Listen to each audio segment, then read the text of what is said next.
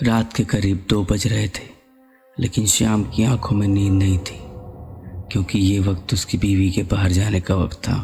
हाँ, आपने सही सुना, बाहर जाने का वक्त। शीनू को स्लीप वॉकिंग की बीमारी है और वो हर पूर्णिमा की रात को नींद में चलती है।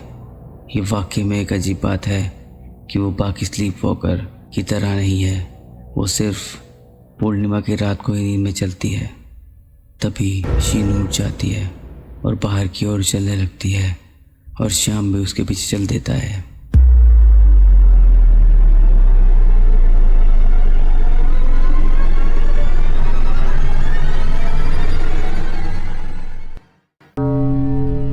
श्याम और शीनू दोनों ही अनाथ थे और बचपन में एक ही अनाथालय में रहते थे। बचपन से ही वो एक दूसरे को बहुत पसंद करते थे। दोनों ने खूब पढ़ाई की और श्याम एक डॉक्टर बन गया और शीनू एक टीचर। फिर दोनों ने शादी कर ली। शादी के कुछ दिनों बाद ही श्याम का ट्रांसफ़र हो जाता है और फिर वो पालमपुर में शिफ्ट हो जाते हैं। शीनू का नींद में चलना अभी कुछ 3 महीने पहले ही शुरू हुआ था। फिर श्याम की आंखों के आगे वो दिन तैर जाता है जब श्याम को ये पहली बार पता चलता है कि वो नींद में चलती है। रोज़ की तरह श्याम 5 बजे उठता है, लेकिन शीनू उसके बेड पर नहीं थी। उसे लगा शायद वो रसोई में होगी, लेकिन वो वहाँ भी नहीं थी।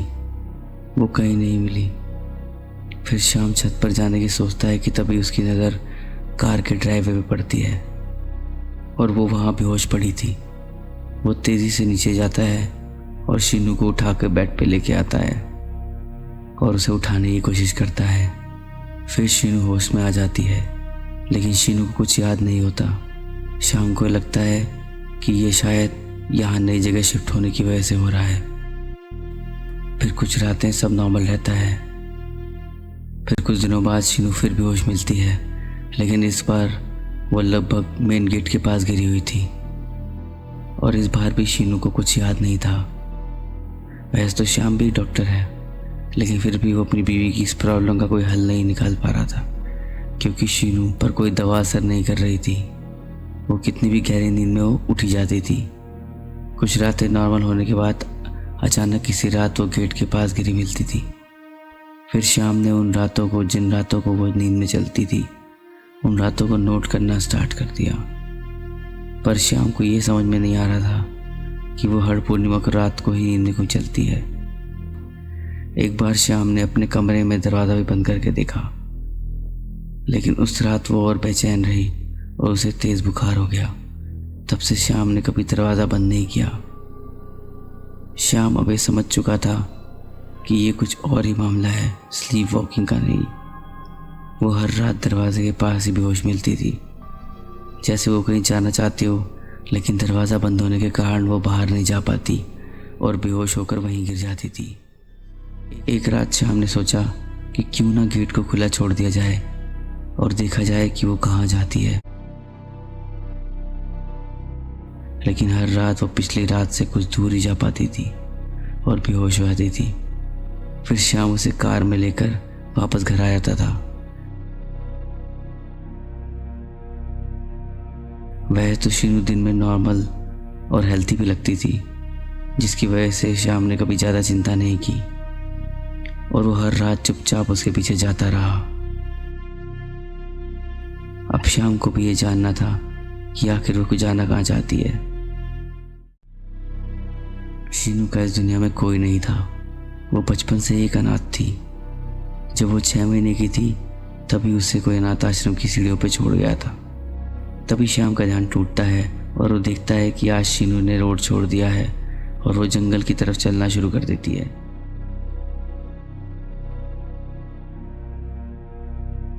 श्याम भी कार को साइड लगाकर उसके पीछे चल देता है।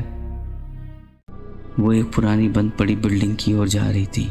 बाहर से देखकर ऐसा लग रहा था कि वो किसी ज़माने में कोई होटल रहा होगा। श्याम पीछे पीछे चला जाता है।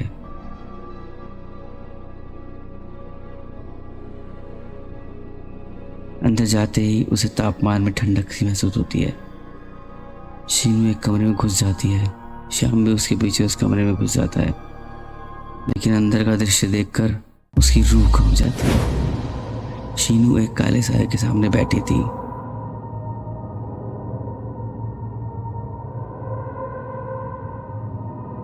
वो काला साया दिखने में एक औरत सा लग रहा था। श्याम जोर से चिल्लाता है, शीनू। तभी शीनू जैसे नींद से उठ जाती है और अपने सामने उस काले साए को देखकर डर जाती है। वो पीछे भागती है श्याम के पास। तभी धीरे से वो उठता है और कमरे में पड़े एक संदूक की तरफ बढ़ता है और फिर वो उस संदूक की ओर इशारा करता है। उस साए के इस तरह बिहेव करने से श्याम में थोड़ी सी हिम्मत आ जाती है। श्याम फिर संदूक की ओर बढ़ता है, उसे खोलता है। संदूक में कुछ गहने और कुछ फोटो रखे थे। श्याम उन फोटो को देखता है और शीनू को भी दिखाता है। वो फोटो शीनू के बचपन की थी। शीनू ने अपने बचपन की पहली फोटो को देखा था जो अनाथालय वालों ने खींची थी। वो उससे मिलती थी। वो साया एक फोटो में एक औरत की ओर इशारा करती है। श्याम और शीनू समझ जाते हैं कि वो साया शीनू की माँ ही है। फिर उस साया ने इशारा किया जैसे वो कह रही है कि ये सब सामान तुम्हारा है। शीनू की आंखों में पानी था और वो उस साया को गले लगाना चाहती थी और वो साया भी। शीनू आगे बढ़ती है मगर साया उसे रोक देता है, जैसे वो कहना चाहती हो कि अब कोई फ़ायदा नहीं, क्योंकि अब वो बस एक परछाई है। अब श्याम की आंखों में भी पानी था। फिर धीरे धीरे वो साया ओझल हो जाता है। वो दोनों फिर उस बिल्डिंग से बाहर आ जाते हैं। वो वापस लौट रहे थे। शीनू एकदम शांत बैठी थी। शायद उसके मन में भी बहुत सारे सवाल रह गए थे जो अनसुलझे ही रह गए। जैसे क्या वजह थी कि शीनू की माँ को उसे अनाथ आश्रम में छोड़ना पड़ा। उसके पिता कौन थे? उसकी इस दुनिया से जाने की क्या वजह रही होगी? वजह शायद बड़ी ही होगी। तभी वो शायद नहीं चाहती कि शीनू उन पचड़ों में पड़े। हमारे बड़े कभी नहीं चाहते कि हम किसी बड़ी मुश्किल में फंसे। वो हमेशा हमारे लिए एक अच्छी ज़िंदगी चाहते हैं और वो शीनू के नसीब में थी भी।